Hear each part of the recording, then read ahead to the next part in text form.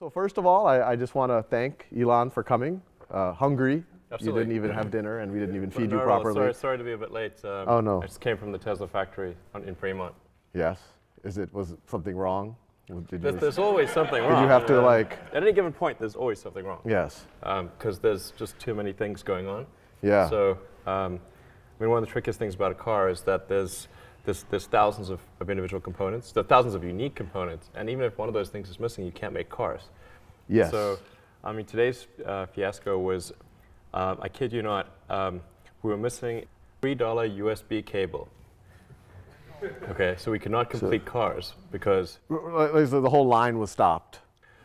Yeah, so essentially because it's part of the wiring harness, so you can't put the interior in without this cable. And so we could either make a whole bunch of cars minus an interior, which means that you've got to stack them up in the yard. The resale value would be no good. Well, it can be done, but it's then things go out of sequence. Oh, right. And it's way more it's way more inefficient. You don't have a moving production line that you have to send people out to hundreds of cars that are sort of sitting in the storage yard, and so and this happens to be a particularly pernicious cable that's kind of like routed under the carpet and in a difficult place, and it's literally $3. So we basically had to send people throughout the Bay Area to go and buy USB cables. Like literally Radio Shack. You like Fry's. Oh, Fry's. Oh, that's better. You can have a hard time getting a USB cable right now at Fry's. Oh, really? We bought every one of them. That's good. And so we were able to continue production. And I don't want to belabor the anecdote, but essentially the supplier is in China, and we had Plan A and Plan B. And Plan A was like the normal supply chain process, and but what the supplier did was, instead of sending our parts in their own package, they grouped it together with a bunch of other stuff for other companies and sent that all via some extremely slow boat from China to LA. And when it got to LA, the other stuff didn't pass customs. Oh. And so they wouldn't let our stuff through because they put it in like a barrel of fruit or something. I don't know what they put it in. Yes. But there's something that customs didn't like, and the paperwork wasn't in order or whatever. So it got stuck there for like a couple of weeks. Yeah. And then we had Plan B. So we called them and said, look, you've got to air freight some of these cables, because they're just little cables, to us.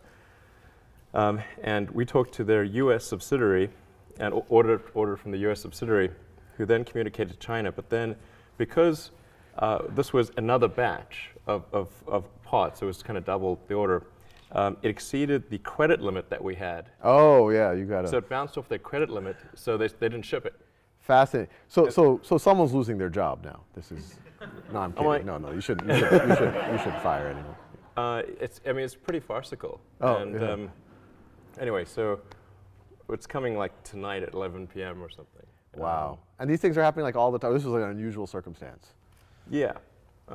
That's like one example, but there's many things like that.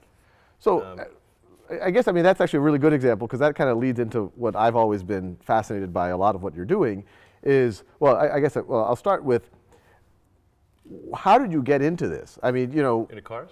Into cars, into taking over NASA, not taking over NASA, right. No, being a contractor for NASA. For the record, we're not taking over NASA. You're not taking over NASA. They're an independent organization. But you all are becoming a major provider of services for NASA. Obviously, kind of internet payments and payments generally. These are three completely different spaces. I think a lot of people would not take someone seriously if they kind of had a business plan in one of these. Right. Sorry to eat. You take your time. What was your? Did you always think you were going to be doing this, or when did it dawn on you that you would try to revolutionize three industries? Well, when I was in college, I didn't actually expect to do it. So it was not like this is some long fulfilled expectation. But when I was in college, I thought about what are the areas that would most affect the future of humanity, in my opinion. And the three areas were the internet, sustainable energy, and space exploration, particularly if humanity becomes a multi-planet species. There's kind of like a pretty substantial bifurcation in our sort of future if we're either out there among the stars on multiple planets, or if we're confined to Earth until some obviously eventual extinction event. Yeah. Not that I'm pessimistic about life on Earth. I mean, I think things are likely to be good. But even more likely to be good by far. than Yellowstone's due for an explosion every several Right, hundred thousand. exactly. Shantanu knows about that. Yeah. Yeah. It's been 700,000 since. Right. Yeah. Right. But yeah. Yeah. Super volcano, for those of you who don't know, it would envelop the, well, sorry. Yeah, no, exactly. I know exactly what you're talking about. Exactly. So we read the same books, I can right, tell. Absolutely. I mean, something bad is bound to happen if you give it enough time. And civilization has been around for such a very short period of time that these timescales seem like very long, but on a evolutionary timescale, they're very short. Yeah. A million years on evolutionary timescale is really not much. And Earth's been around for 4.5 billion years. Yeah. So that's a very tiny amount of time, really. But for us, that would be. I mean, can you imagine if human civilization continued at anything remotely like the current pace of technology advancement for 1 million years? Where would we be? Yeah. I mean, I think we're either extinct or on a lot of planets. Yes, we should. Those are the two options. But given that, I mean, one, that's kind of as epic as one can think about things. I mean, literally. I mean, how did you make that concrete? How does that turn into SpaceX, Tesla, and PayPal?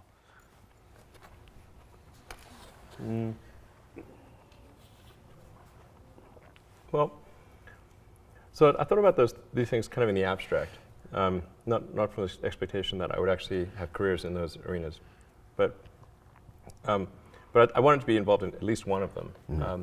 And at first, I thought the best bet was going to be electric cars. Yeah. And so the area that I was studying was advanced capacitors. Right? So essentially capacitors that have an energy density exceeding that of batteries. Because they have a very high power density, but a low energy density. Yeah. We have a lecture to that effect. Oh yes, yes. No, we should do that. We'll go later. But yeah. Exactly. Obviously, if you could make a capacitor that had anywhere near the energy density of a battery, and with this incredibly high power density and its quasi-infinite cycle and calendar life, then you would have an awesome solution for energy storage in mobile applications. Yeah. So that I was going to sort of work on that and try to leverage the equipment that was developed for advanced chip making and photonics to create ultra-precise capacitors at the molecular level. And this is when you were going to go into grad school? Yeah, you had a brief stint at Stanford. That's right. At a PhD in applied physics? Applied physics, material science. Right. This is what you were, so even then you were thinking of kind of trying to do something in the space. Well, actually this was to work on energy storage solutions for electric cars. Yeah. And I'd actually worked at a company in Silicon Valley called Pinnacle Research, which did advanced capacitors. There were electrolytic capacitors, but the problem, and they actually were pretty good. They had like the energy density of a lead-acid battery, which for a capacitor that's a big deal. But they used ruthenium tantalum oxide, and I think at the time there was maybe like 1 or 2 tons of ruthenium mined per year in the world. See. So it's not a scalable solution. Yeah. But I thought there could be some solid-state solution, say using chip-making equipment. That was going to be the basic idea. But it was one of those things where I wasn't sure if success was one of the possible outcomes. And it's difficult to bound that problem exactly and say, okay. So you're saying I felt like this was a destined failure, is another way to parse that sentence. But anyway, sorry. No, I didn't think it would fail, but I wasn't sure that success was a possibility. Okay, yes. And generally, you want to embark on something, it's desirable to figure out if success is at least one of the possibilities. Right, exactly. Because for sure failure is one of the possibilities. Yes. But ideally you want to try to bracket it and say success is in the envelope of outcomes. Yeah. And I wasn't quite sure if that was the case. I think success on an academic level would have been quite likely because you can publish some useless paper, and most papers are pretty useless. We have a few. Don't take offense. Sorry. I mean, how many PhD papers are actually used by someone ever? No, that's a good point. Percentage-wise, it's not good. Yeah. So it could have been one of those outcomes where you add some leaves to the tree of knowledge. Yeah. Okay. Yeah. and that leap is, nope, it's not possible. Right. Like, Right. there goes 7 years of my life. So that was one path, and I was prepared to do that. But then the internet came along, and it was like, okay, the internet. I'm pretty sure success is one of the possible outcomes, and it seemed like I could either do a PhD and watch the internet happen, or I could participate and help build it in some fashion. Like I just couldn't stand the idea of watching it happen. Yeah, yeah. So so I decided to put things on hold and start an internet company. And that was kind of we worked on internet, like publishing software, maps and directions, Yellow Pages, kind of things. Yeah. And we had as investors and customers the media companies, so like New York Times Company, Knight Ridder, Hearst. And this was just at the early stages. I mean, this was like late 95. 95. Oh, so it's really early stages. That's really out the gate. Yeah, yeah, absolutely. Yeah. And so then the reason we worked with the media companies is because we knew they had money. Like there was no advertising money in 95. Right, right. In fact, the idea of advertising the internet seemed like a ridiculous thing to people. Obviously not so ridiculous anymore, but at the time it seemed like a very unlikely proposition. And a lot of the media companies weren't even sure that they should be online. Right. Like what's the point of that? Yeah. And did y'all think that PayPal was just going to be a simple little internet way to, or do you think it was going to turn into the major kind of transaction processing engine that it is right now? I didn't expect PayPal's growth rate to be what it was. Yeah. So, and that actually created major problems. So we started PayPal on University Avenue. Oh. Yeah. After the first month or so of the website being active, we had 100,000 customers. Really? Wow, I didn't realize it was. Yeah, it was nutty. Oh, wow. And how did it start? How did people just even know to use it? And I mean, obviously, both buyer and seller have to be involved. Yeah. Well, we started off first by offering people $20 if they opened an account, and $20 if they referred anyone. Oh. And then we dropped it to $10, and then we dropped it to $5. As the network got bigger and bigger, the value of the network itself exceeded any sort of carrot that we could offer. So how much money did y'all spend with that kind of $5, $10, $20 incentive to get that critical mass going? That was a fair amount. I think it was probably $60 or $70 million. Oh, wow, okay, so it was a substantial. Yeah, okay, so we're not talking peanuts here. Yeah, this is. Yeah, it depends on your relative scale. Yeah, it's a peanut to Google. Yes, no, that's right, that's right. Here's a peanut. Yes, yes. I mean, like Google's got 50 billion, Apple's got, I don't know, 150 billion, some crazy amount of money. Wow, That's just cash. Yeah, yeah.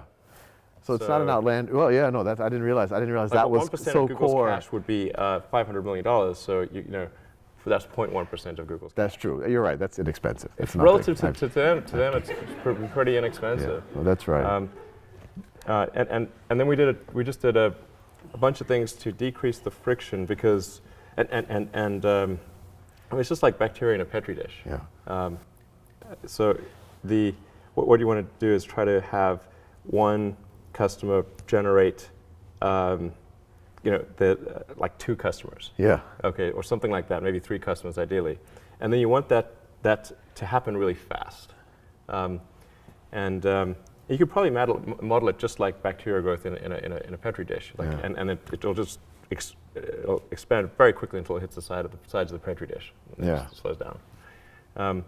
And then after PayPal, I mean, to some degree, especially us in Silicon Valley, we kind of understand the internet. We know people. I mean, PayPal's obviously of a scale that is noteworthy. But then SpaceX just seems really, like how did you decide that I'm definitely going to do that? And then, like, what's the first thing that you do? Like, how do you even go out? Like, I don't even know how to start trying to make a rocket company. Well, neither did I really. And in fact, the first 3 launches failed, so it's not as though it was like, spot on. It's like, did not hit the bullseye. But even getting to the point that you're launching rockets, I don't even know how do you get there? And what did you do on, how did you decide, and then what did you do on day one? Like, who did you call, or did you write a plan? Did you start, I don't even know. Yeah, actually, I mean, the origin of PayPal SpaceX is that I was trying to figure out why that we had not sent any people to Mars. Because the obvious next step after Apollo was to send people to Mars. So, but what in fact happened was that we sent a few people to the moon, and then we didn't send anyone after that to the moon or Mars or anything. But if you'd asked people in 1969, what would 2013 look like? They would have said there'll be a base on the moon. We would have at least sent some people to Mars, and maybe there'd even be a base on Mars. There'd be like orbiting space hotels, and there'd be all this awesome stuff in space. And that's what people expected. And if you'd said, well, actually, the United States in 2013 will not be able to send anyone to orbit. But I'll tell you what will exist is that there'll be this device in your pocket that's like the size of smaller than a deck of cards that has access to all the world's information, and you can talk to anyone on planet Earth. And even if you're like in some remote village somewhere, as long as there's something called the internet, they wouldn't know what that means, of course, then you'd be able to communicate to anyone instantly and have access to all of humanity's knowledge. I said like bullshit. There's no way that that's going to be right. And yet we all have that, and space is not happening. So I was trying to figure out like what was the deal here, and this was like 2001. And it was just a friend of mine asked me what I'm going to do after PayPal. And I said, well, I've always been interested in space, but I don't think there's anything that an individual could do in space because it's the province of government, and usually large government. But I'm curious as to when we're going to send someone to Mars. So I went to the NASA website, tried to figure out like, where's the place that tells you that, and I couldn't find that. So I thought, well, like, either I'm like bad at looking at the website, or they have a terrible website, because surely there must be a date. That should be a big date, Yeah, it should be like, this should be on the front page. And then I discovered actually that NASA had no plans to send people to Mars, or even really back to the moon. So this was really disappointing. I thought, well, maybe this is a question of national will. Like, do we need to get people excited about space again? And try to get NASA a bigger budget, and then we would send people to Mars. And so I started researching the area, becoming more familiar with space, reading lots of books, and came up with this idea to do something called Mars Oasis, which was to send a small greenhouse with seeds and dehydrated gel. Upon landing, you hydrate the gel. You have green plants on a red background. And the public responds to precedents and superlatives. So we're the first life on Mars, the furthest that life's ever traveled, and you'd have this money shot of green plants on a red background. So that seemed like it would get people pretty excited. So I started getting into this and trying to figure out, okay, well, can I afford to build the spacecraft? Because I had some money as a result of PayPal. But it had to fit within that budget. And I figured we had to do 2 missions, because if we only did one and it failed, then it might have like the opposite effect. But you were willing to bet the farm, so to speak, on this. Yeah. Well, I figured like I was willing to spend half the money that I got from PayPal. With no expectation of return. Right. Because I thought this was just something that was pretty important, and I'm like, it seemed like I could spend half the money on PayPal on this, and there'd be, if that got NASA a bigger budget and resulted in us going to Mars, that would be a pretty good outcome. And when your friends came, or your family came up to you and said, look, there's nations that can't do this. You're a guy, but you have some resources. What did you say, or do, or think?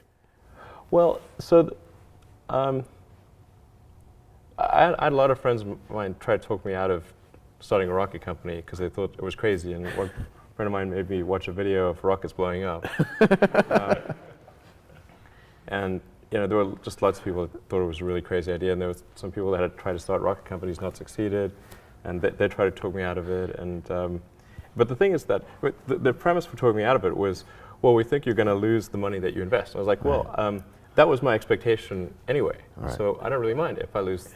I might, but I mean, it's not like I was trying to figure out the rank ordered best way to invest money, and on that basis, chose space. Right. It's not like that's. I thought, wow. You weren't looking at like money market bonds, AAA bonds, rocket company. Like you weren't like do real estate. Invest in shoemaking, anything. And space is highest ROI. That is not what that wasn't the premise. I just thought that it was important that humanity expand beyond Earth, and we weren't doing that. So maybe there was something I could do to kind of spur that on. And then I was able to compress the costs of the spacecraft and everything down to a relatively manageable number, and I got stuck on the rocket. the US rockets were way too expensive. I ended up going to Russia, flew to Russia 3 times to negotiate purchase of an ICBM. I tried to buy 2 of the biggest ICBMs in the Russian fleet in 2001 and 2002. And I actually negotiated. I'll just let that statement stand. I'm not even going to. Yeah. I mean, that's. Well, actually, I have to. Like, who did you call? Like no, I mean, you open the yellow pages. Yeah, go to I'm in the market. ICBMs. Like, I mean, how does this? I mean, I don't want to get too much in the weeds, but I am curious. This is one particular thing. You decided at some point you need to buy an ICBM. Yeah. Well, actually, at first I tried to buy just a normal launch vehicle that they used to launch satellites. But Right. those were too expensive. I see. I see. The Boeing Delta II would have cost $65 million each, and so 2 would have been 130, and then I was like, whoa, okay, that breaks my budget right there. Yeah. And I tried to negotiate with them, and that was not. How much does an ICBM go for? I'm curious. What's the market rate for one of those? Well, this was right after the fall. It might have gone up. Yeah, it's gone up a lot since then. Right. But in 2001, it would have been about $10 million each so 2 would have been 20, and then I thought I could get the rest of the mission down to also around 10 per. So we'd have a dual mission with like 2 identical launches, 2 identical spacecraft, and for like roughly $40 million, and so I thought that, okay, I can do that. But you must have had some rocket scientists advising you at this point. I mean, this sounds like you were serious. I mean, you were. Yeah, engaged a bunch of sort of consultants. Right. And I kind of started to get familiar with the space industry. But then after the 3rd trip to Russia, I came to realize that I was actually wrong about that on my first premise, that there was a lack of will. In fact, I think that there's a tremendous amount of will in the United States for space exploration. Because the United States is essentially a nation of explorers. Right. I mean, it's a distillation of the human spirit of exploration. So of course, it was quite silly of me to think that people lack motivation. But what people don't want to think is that, okay, sending people to Mars is going to be so expensive that they'll have to give up like healthcare or something. Right. They're not going to do that. So it's got to be. It's got to be that going to Mars is not going to cause some meaningful drop in their standard of living. Right. So if it's like maybe 0.25% or 0.5% of GDP, something like that is palatable. Right. Anyway, so I thought, okay, it's not really going to maybe matter that much if I do this mission, because what really matters is having a way. So I was wrong. I thought there wasn't enough will, but there actually was plenty of will if people thought there was a way. So then I said, okay, well, I need to work on the way. Yeah. How hard is it really to make a rocket? Historically, all rockets have been expensive. So therefore, in the future, all rockets will be expensive. But actually, that's not true. If you say, what is a rocket made of? And say, okay, it's made of aluminum, titanium, some copper, carbon fiber, if you want to go that direction. And you can break down and say, what is the raw material cost of all these components? And if you had them stacked on the floor and could wave a magic wand so that the cost of rearranging the atoms was 0, then what would the cost of the rocket be? Yeah. And I was like, wow, okay, it's really small. It's like, 2% of what a rocket costs. Right. So clearly, be in how the atoms are arranged. Right. The other, so you got to figure out sort of, okay, how can we get the atoms in the right shape much more efficiently? Yeah.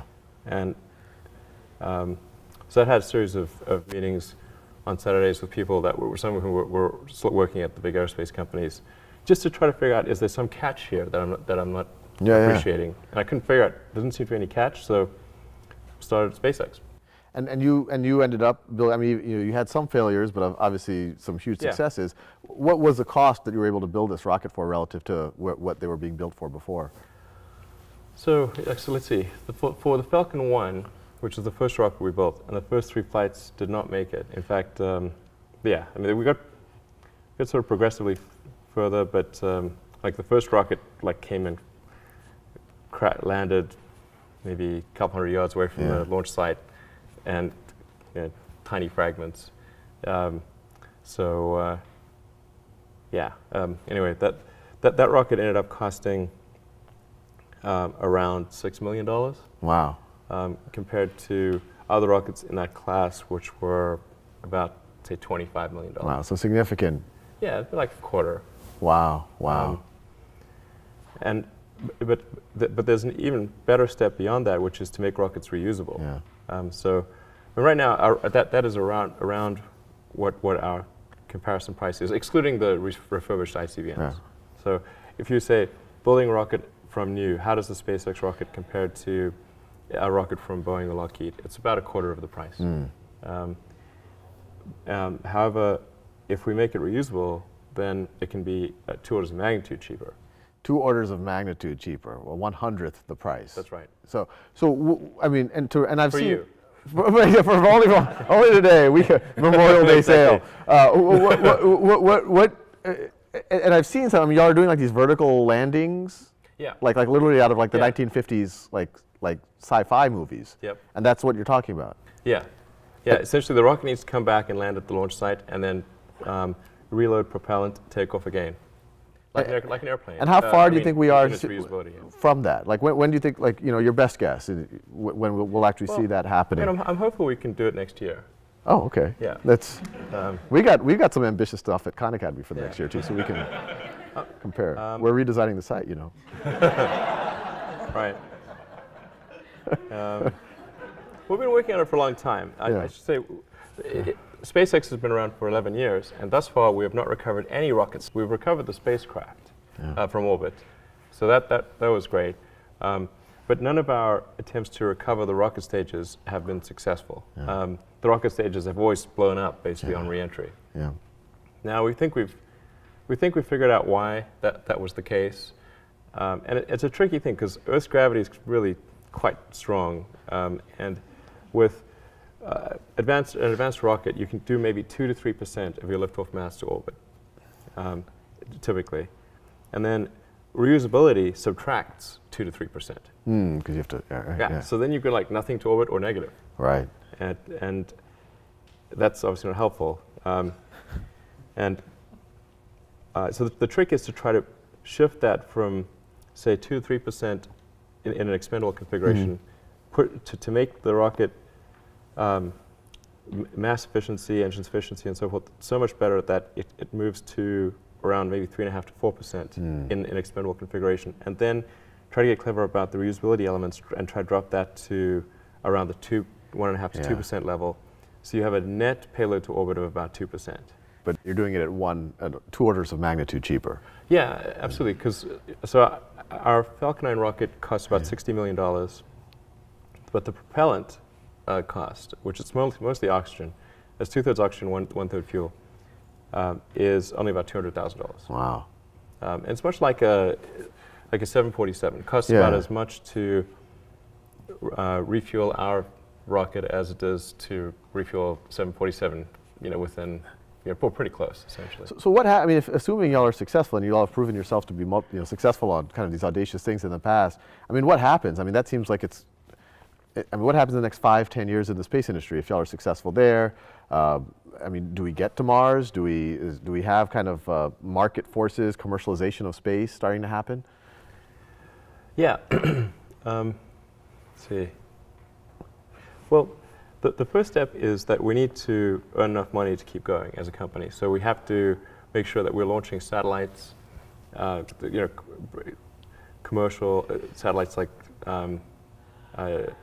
broadcast communications, mapping, and the government satellites that do scientific missions, Earth-based or space-based missions, GPS satellites, that kind of thing. And then also servicing the space station, transferring cargo to and from the space station, which we've done a few times, and then taking people to and from the space station. So we've got to service the sort of needs, Earth-based needs to launch satellites, and that pays the bills. Yeah. But in doing that, keep improving the technology to the point where we can make full reusability work, and we have sufficient scale and sophistication to be able to take people to Mars. Wow. And so you think this is going to be a reality in what's your best guess of when we're going to have someone on Mars? I think probably about 12 years. 12. That's Give or not. take 2 years. And you think it'll be a round trip? It'll be. Yeah. It won't just be some type of permanent colony on Mars. Yeah. I think it's probably a round trip. Wow. so for. I mean, it's not for sure. I could talk about this for. I mean, the people know I'm. So the aspiration will be a round trip. Yeah. No, this is mind blowing. And I mean, and then on Tesla. I mean, Tesla is obviously, I mean, from my vantage, it's a huge success. I mean, what do you think is in that industry? Well, one, I mean, I'll ask kind of the same question. What did you think? This is something that GM and Toyota and these massive multi-billion-dollar organizations have been trying. What gave you the confidence to kind of pursue it? And now that it seems to be a huge success, where do you think this industry is going to be in the next 5-10 years? Yeah, so with Tesla, the goal is to try to accelerate the advent of sustainable transport. I think it would happen anyway, just out of necessity. Yeah. But because we have an unpriced externality in the cost of gasoline, we weren't pricing in the environmental effects of CO2 in the oceans and atmosphere. That's causing the normal market forces to not function properly. And so the goal of Tesla is to try to act as a catalyst to accelerate those sort of normal forces, the normal sort of market reaction that would occur. We're trying to have a catalytic effect on that. Yeah. And try to make it happen, I don't know, maybe 10 years sooner than it would otherwise occur. Yeah. That's the goal of Tesla. So that's the reason we're making electric cars and not any other kind of car. And we also supply powertrains to Toyota and to Mercedes and maybe to other car companies in the future to accelerate their production of electric vehicles. So that's the sort of goal there. And so far it's working out pretty well. I mean, I just saw a news report earlier today that y'all are sold more Model S's than y'all are leading that segment of the industry, that the Mercedes S-Class, the BMW 7 Series, or the Lexus LS 400 or whatever it is. Yeah, actually that seems to be the case. And it's, I didn't realize they sold so few cars in that segment. That's because we don't sell that many cars. Right, we sell right. 5,000 a quarter. 20,000. Well, out here they seem like every. Yeah, I mean, this is our home. Yeah. It's our home team. So it's we better sell that in the Bay Area. Yeah. We're like, no, but that's and well, I mean, it's a similar thing. I mean, how did you start? What gave you the confidence? And I mean, do you see yourselves? I mean, as kind of a major automotive mainstream brand in 5-10 years, all the way down to kind of the competing with the Honda Accords and Civics. Yeah, I mean, our goal is not it's not sort of to become a big brand or to compete with Honda Civics, but rather to advance the cause of electric vehicles. So we're just going to keep making more and more electric cars and driving the price point down until the industry is very firmly electric. Like maybe half of all cars made are electric or something like that, which is not to say that we expect to make half of all cars. We want to just have that catalytic effect until at least that occurs. And I think at the point at which we're approaching half of all new cars made are electric, then I think I would consider that to be kind of the victory condition. Wow. So the faster we can bring that day, the better. Wow. When would be your guess when that happens? Well, I made a bet with someone about 3 years ago that it would be sooner than 20 years. So it's 17 years from now. But that's, I think, that's conservative. I think it's probably, maybe 13 or 14 years, something like that. Right about the time. It's going to happen right when we're going to Mars. It'll be exciting times. Yeah. This will be true. It just could. Yeah. Exactly. As I was thinking about that, it was like, those time frames are kind of coincident. Yeah. I mean, the nature of new technology adoption is it tends to follow an S-curve. So what usually happens is people underpredict it in the beginning because people tend to extrapolate on a straight line, and then they'll overpredict it kind of at the midpoint, and because there's late adopters, and then it'll actually take longer than people think at the midpoint, but much shorter than people think at the beginning. Yeah.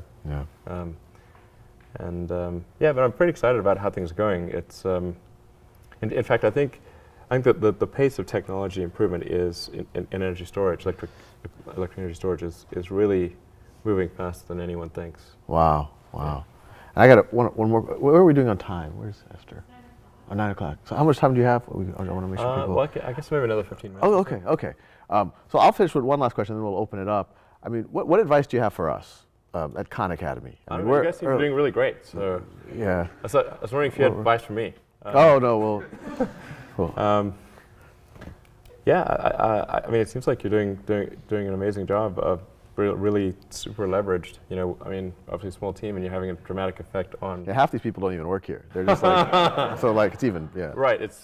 So it's I think very impressive thing you're doing to spread knowledge and understanding, you know, throughout the world. The universe soon. Throughout the universe, if you hold up your end of the bargain. Yeah. I mean, it's actually kind of funny. You know, if you think of like what is education, like you're basically downloading data and algorithms into your brain, and it's actually amazingly bad in conventional education because like it shouldn't be like this huge chore. So you're making it way better. But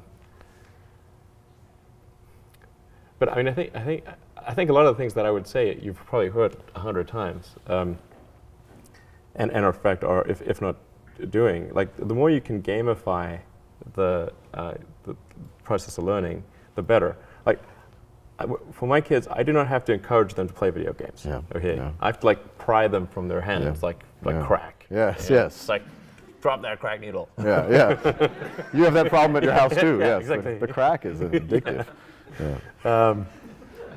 So it's it's to the degree that you can make somehow learning like a game, then it's better.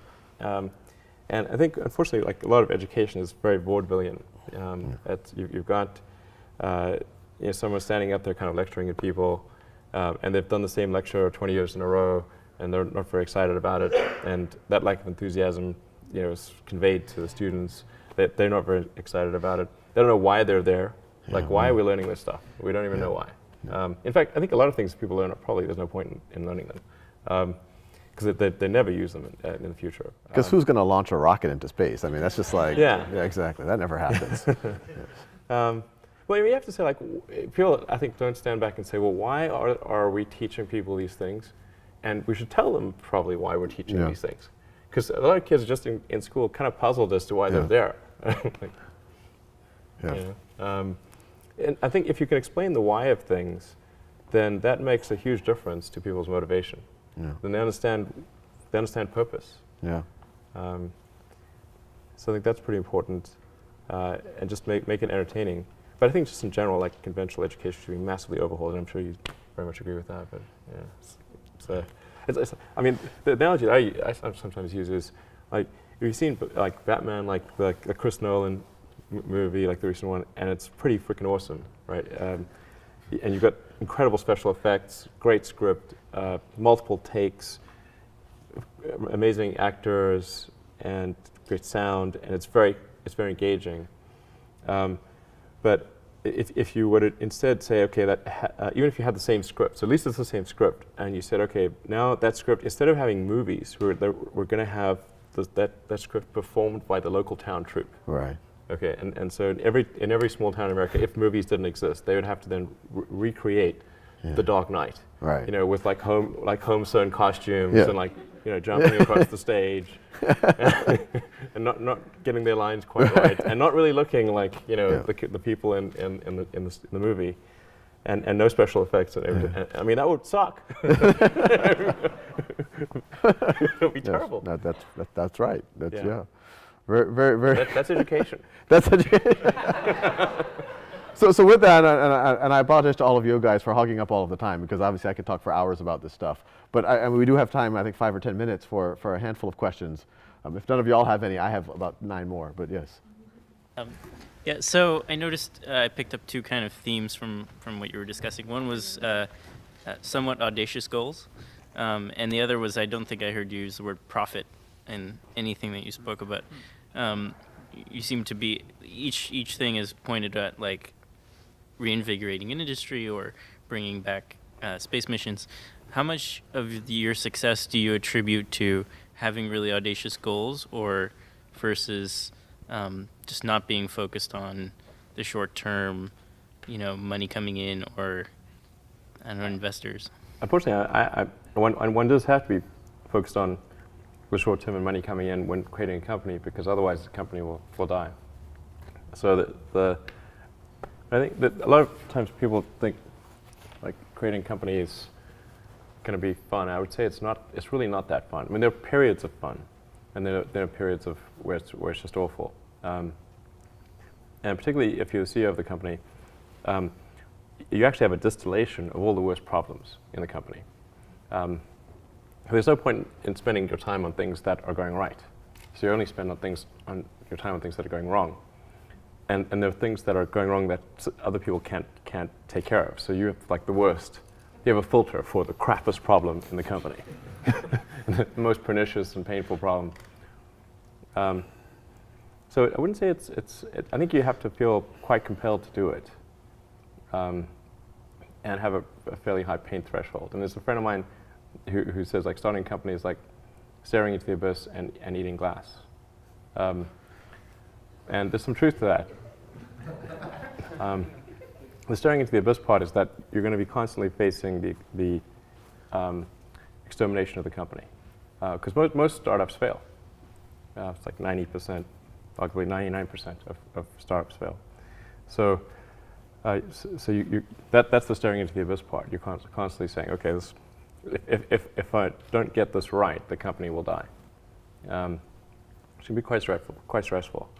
And then the eating glass part is you've got to do the problems. You've got to work on the problems that the company needs you to work on, not the problems you want to work on. And so that's you end up working on problems that you'd really wish you weren't working on. And so that's the eating glass part. And that goes on for a long time. So how do you keep your focus on the big picture when you're constantly faced with, we could be out of business in a month? Well, it's just a very small percentage of mental energy is on the big picture. Like you know where you're generally heading for, and the actual path is going to be some sort of zigzaggy thing in that direction. You try not to deviate too far from the path that you want to be on, but you're going to have to do that to some degree. But I don't want to diminish the. I mean, I think the profit motive is a good one if the rules of an industry are properly set up. So there's nothing fundamentally wrong with profit. In fact, profit just means that people are paying you more for whatever you're doing than you're spending to create it. That's a good thing. and if that's not the case, then you'll be out of business, and rightfully so. Because you're not adding enough value. Now, there are cases, of course, where people will do bad things in order to achieve profit, but that's actually quite unusual. I mean, because usually the rules are set up mostly correctly, like not completely, but mostly correctly. Well, I think we have time for one more question. Joel, Yeah, I have an important one. Okay, very good. Yes. Okay, so a few months ago you teased Hyperloop, and we haven't heard anything since. So first of all, a few of us engineers were talking about it, and I think we have a few ideas if you need help. But if you feel comfortable, maybe you could tell us a little bit more. I was reading about the California high-speed rail, and it was quite depressing, because California taxpayers are going to be on the hook to build the most expensive high-speed rail per mile in the world, and the slowest, which is those are not the superlatives you want.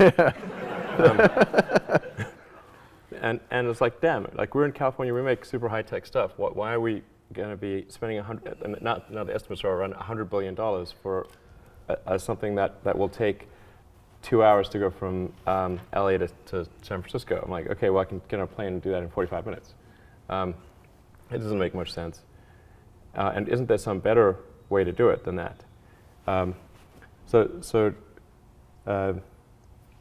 If you just say, okay, well, what would you ideally want in a transportation system? You'd say, okay, well, you'd want something that relative to existing modes of transportation is faster, let's say twice as fast, costs half as much per ticket, can't crash, is immune to weather, and is, you can make the whole thing like self-powering with like solar panels or something like that. That would be pretty. That'd be a great. A good outcome. Yes. And so, what would do that? And what's the fastest way, short of inventing teleportation, that you could do something like that? And some of the elements of that solution are fairly obvious, and some of them are not so obvious. And then the details, the devil's in the details of actually making something like that work. But I came to the conclusion that there is something like that could work, and would be practical. Is this around the evacuated tubes, the vacuum tubes, like at the it's old something bank? like that. It's something like that. Yeah. But you haven't been more public with No. what this is? No, although I did say that once Tesla was profitable that I would talk more about it. But we haven't done our earnings call yet, so I think I should probably do it after the earnings call. And the thing is, like, I kind of strung out on the things that I'm doing, so adding another thing. Yeah. It's like doesn't, that's Learning a the lot. guitar, you could pick Yeah. up all sorts of things. Right. I tried learning the violin. Yes. That's, by the way, a hard thing to learn. Yeah. I mean, launching rockets, electric cars, Yeah. revolutionizing transportation. Yeah, that's easy. I cannot play the violin at all. Very horrible. If you think about the future, you want a future that's better than the past. Yeah. And so if we had something like the Hyperloop, I think that would be like cool. Like you'd look forward to the day that was working, And if something like that, even if it only was in one place, from LA to San Francisco or New York to DC or something like that, then it would be cool enough that it would be like a tourist attraction. It would be like a ride or something. So even if some of the initial assumptions didn't work out and the economics didn't work out quite as one expected, it would be like cool enough to be like, I want to journey that place just to ride on that thing. That would be pretty cool. Wow. And so that's, I think, how, if you come up with a new technology, it should feel like that. You should really, like, if you told it to an objective person, would they look forward to the day that thing became available? Yeah. And be like, it'd be pretty exciting to do something like that. Or an aircraft. Like, I thought it was really disappointing when the Concorde was taken out of commission and there was no supersonic transport available. Yeah. And of course, the 787 has had some issues. Yeah. But the thing is, the 787, even in the best case scenario, is only a slightly better version of the 777. Yeah. And it's like, okay, not that exciting. So this is something that you are working on, and wouldn't say I'm one day working in on the it. not too far future, or there's some plans or consultants involved or something. You've made some phone calls to Russia. No, every now and then, like there's like it's sort of percolating away, and then I'm not actively thinking about it, but then there'll be some new element of that. I'll think, oh well, this would make it better. Fascinating. Yeah. No, well, I think I'm speaking for everyone. This is like the most epic possible conversation one could have over about the course of an hour. And I think all of us would love to chat with you for hours on end, but thank you so much. I mean, I know you have a lot of free time, so it probably wasn't that big of a deal for you to come here. But yeah, it was a huge honor, and I think it's inspired all of us to go out and change the world and the universe. Cool. Thank you very much. Yeah.